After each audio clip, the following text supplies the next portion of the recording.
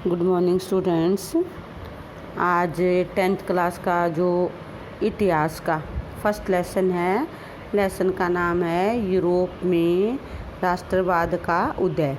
Europe में राष्ट्रवाद का उदय। आज मैं ना कुछ मेन से आपको पॉइंट्स बताती हूँ, उसके बाद ये पॉइंट आप ना अपनी नोटबुक में राइट करना, क्योंकि ये डेफिनेशंस हैं और डेफिनेशन हमेशा पाठ की स्टार्टिंग में होती हैं। तो देखो, निरंकुशवाद। निरंकुशवाद क्या है? ऐसी सरकार या शासन व्यवस्था जिसकी सत्ता पर किसी प्रकार का कोई अंकुश नहीं होता। निरंकुशवाद ऐसी सरकार या शासन व्यवस्था जिसकी सत्ता पर किसी प्रकार का कोई अंकुश कोई पाबंदी नहीं होती।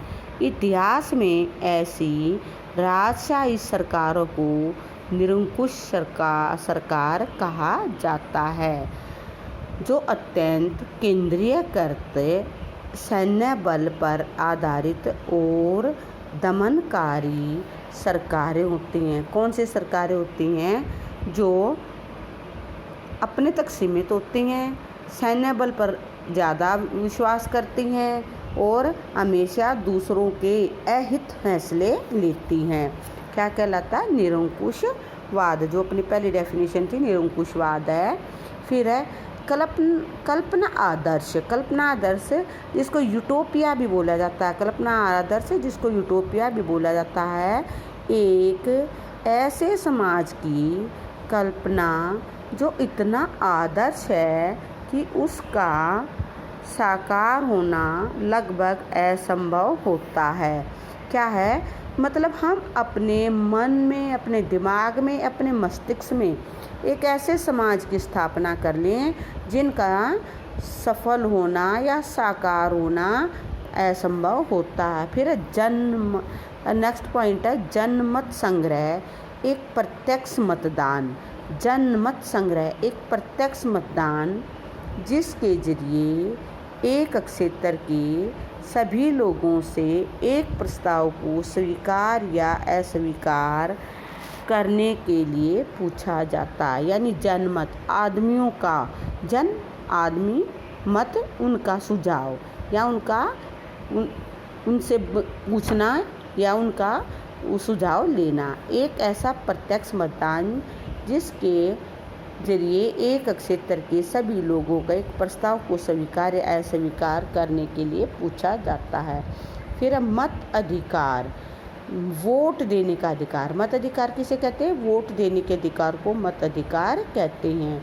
फिर रूढ़िवाद ऐसी राजनीतिक दर्शन जो परंपरा स्थापित संस्थानों और रिवाजों पर जोर देता है।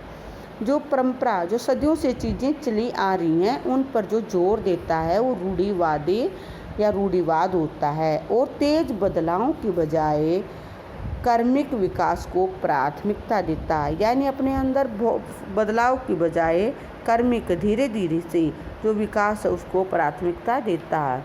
विचारधारा एक खास प्रकार की सामाजिक एवं राजनीतिक दृष्टि को इंगित करने वाले विचारों का समूह। एक ऐसी खास प्रकार की सामाजिक और राजनीतिक दृष्टि जिसके में के विचारों को इंगित करने का समूह क्या कहलाते हैं? विचारधारा। फिर रूपक, जब किसी अमूर्त विचार जैसे लालच, अमूर्त कौन से आ जाते हैं? लालच, ईर्ष्या, स्वतंत्रता, मुक्ति, ये कौन से हैं? सारे अमूर्त हैं जो किसी व्यक्ति या किसी चीज़ के जरिए इंगित किया जाता है। एक रूपात्मक कहानी के दो अर्थ होते हैं, एक होता है शाब्दिक और दूसरा होता है प्रतीकात्मक। एक होता है शाब्दिक और एक कौन सा होता है? प्रतीकात्मक। फिर है नर जातीय। क्या है? नर जातीय एक साझा नस्ली, जनजाति या सांस्कृतिक उद्गम अथवा पृष्ठभूमि जिसे कोई समुदाय अपनी पहचान मानता है। यानी नर जाति एक ऐसी पृष्ठभूमि जिस पर कोई भी समुदाय अपनी पहचान मानता है। फिर नारीवाद स्त्री पुरुष की सामाजिक, आर्थिक एवं राजनीतिक समानता की सोच के आधार पर महिलाओं के अधिकारों और हितों का बोध, जिसमें है ना सोच होती है। कौन सी सोच है? स्त्री पुरुष की सामाजिक, आर्थिक, राजनीतिक समानता की सोच के आधार पर महिलाओं के अधिकारों का और हितों का बोध क्या कहलाता है?